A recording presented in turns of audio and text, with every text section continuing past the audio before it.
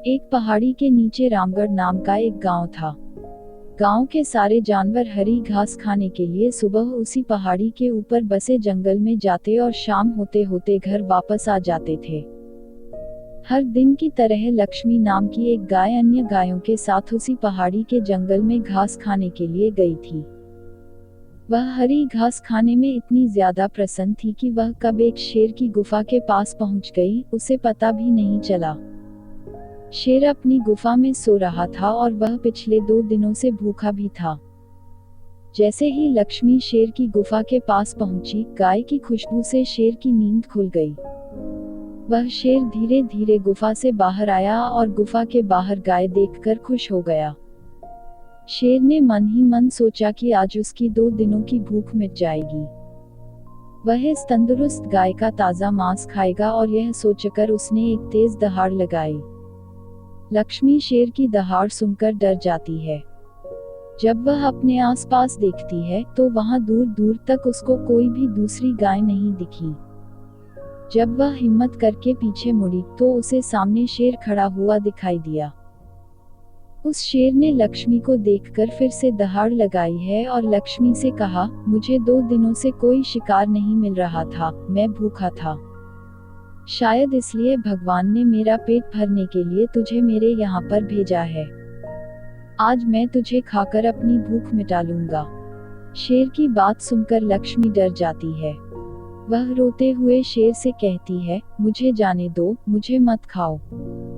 मेरा एक छोटा बच्चा है जो अभी सिर्फ मेरा ही दूध पीता है और उसे घास खाना अभी तक नहीं आया है।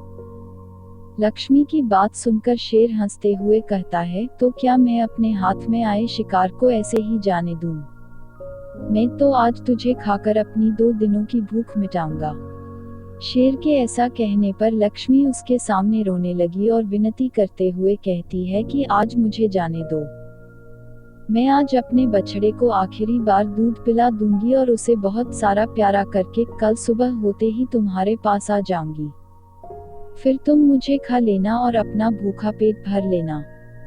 शेर लक्ष्मी की यह बात मान जाता है और धमकी देते हुए कहता है कि अगर कल तू नहीं आई तो मैं तेरे गांव आऊंगा, फिर तुझे और तेरे बेटे दोनों को खा जाऊंगा। लक्ष्मी शेर की यह बात सुनकर खुश हो जाती है और शेर को अपना वचन देकर गांव वापस चली जाती है। वहां से वह सीधे अपने बछड़े के पास जाती है, उसे दूध पिलाती है और बहुत सारा प्यार करती है। फिर बछड़े को शेर के साथ हुई सारी घटना बताती है और कहती है कि उसे अब अपना ख्याल खुद ही रखना होगा। वह कल सुबह होते ही अपना वचन पूरा करने के लिए शेर के पास चली जाएगी। अपनी माँ की बातें सुनकर बछड़ा रोने लगता है। दूसरे दिन सुबह होते ही लक्ष्मी जंगल की तरफ निकल जाती है और शेर की गुफा के सामने पहुंचकर शेर से कहती है, अपने वचन के अनुसार मैं तुम्हारे पास आ गई हूँ, अब तुम मुझे खा सकते हो। गाय की आवाज सुनकर शेर अपनी गुफा से बाहर निकलकर आता है और भगवान के अवतार में प्रकट होते हैं। वह लक्ष्मी से कहते हैं, मैं तो बस तुम्हारी परीक्षा ले रहा था, तुम अपने वचन की पक्की हो, मैं इससे बहुत प्रसन्न हुआ। तुम अब अपने घर और बछड़े के पास वापस जा सकती हो। इसके बाद वे उस गाय को गौ माता होने का वरदान भी देते हैं और उसी दिन के बाद से सभी गायों को गौ माता कहना शुरू कर देते हैं।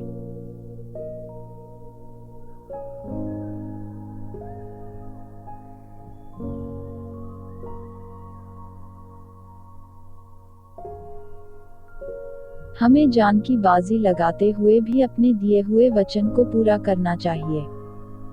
यही हमारे दृढ़ व्यक्तित्व को दर्शा